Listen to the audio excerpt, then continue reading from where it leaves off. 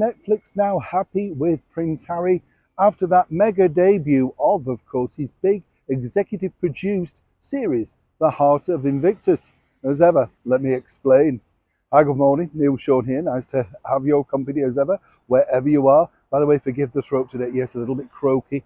Very, very hay fevery around here. But can I also thank you for your lovely comments about the Tiller Girls? As I say, a lovely lady suggested something the other day. I think it was Mrs. Mills. We got onto Wilfred Pickles. So it is always nice to hear your memories, your suggestions. And actually, as I say, I feel like I've been in this show business game since, time first started. I've either met these people or met someone who actually worked with him. So it's always fascinating.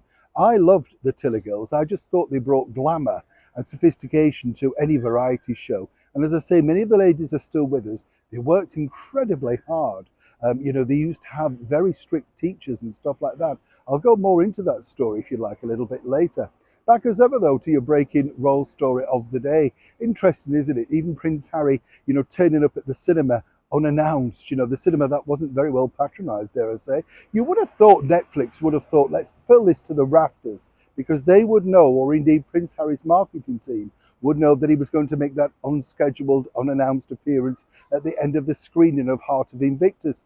As I say, a very worthy effort, in my opinion, sort of hijacked by celebrity. Really the story should be about those people, those very brave ladies and gentlemen that did so much individually for themselves, for their country, and how they're marking their life moving forward.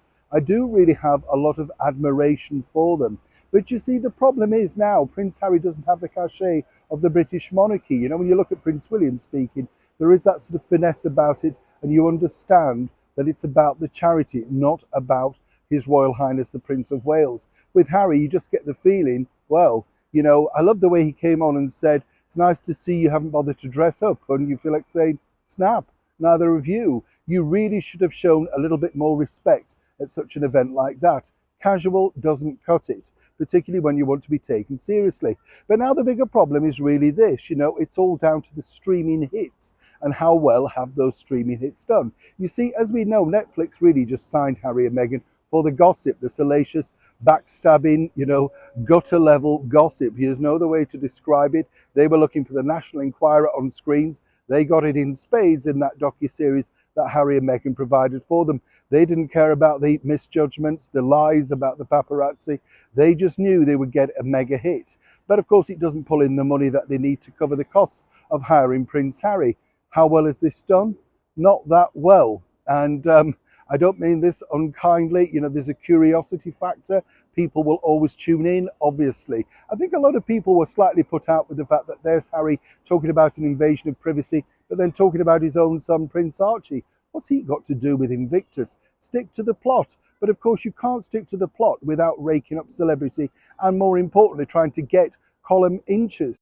This is a man, Prince Harry, who claimed he loathes the media, yet skips down the aisle of the cinema, can't wait to get in front of the cameras, and somehow thinks he's stand-up comedian. Dick Cavett, Johnny Carson, he doesn't have the finesse or indeed the sort of cachet anymore to pull that off. But back to Netflix. Well, now, as they look at exactly the first level streamings of this particular series, so far, executive produced by Prince Harry, without really any backstabbing involved, they'll be counting the cost. And when Harry suggests maybe version 2, there will be some attachments to that. Perhaps another series of Harry and Meghan. And will they say yes to that in order to keep this going? I know, and this is a developing story. When I know more, you'll know more. Neil Sean in the very heart of London.